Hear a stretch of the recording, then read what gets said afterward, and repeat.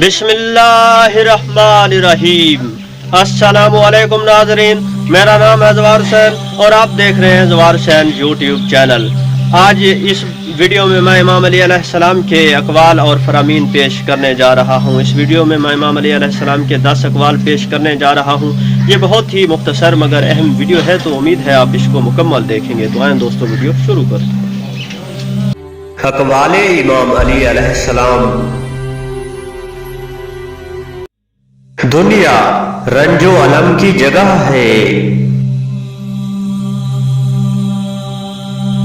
दुनिया कम अक्लों की गनीमत है, दुनिया मुसाफिरों का घर और बदबख्तियों का वतन है, दुनिया से दिल लगाना बहुत बड़ा फितना है।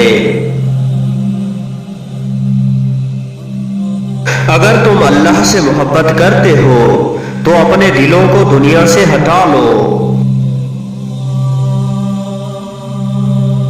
अगर तुम दुनिया के लिए काम करोगे तो तुम्हारी तिजारत में नुकसान होगा। फना से दुनिया खत्म होती है, लिहाजा इससे दिल ना लगाओ। बदतरीन फितना हुब्बे दुनिया है, दुनिया का गुलाम हमेशा फितने और बला में घिरा रहता है। दुनिया की इंतहा फना है।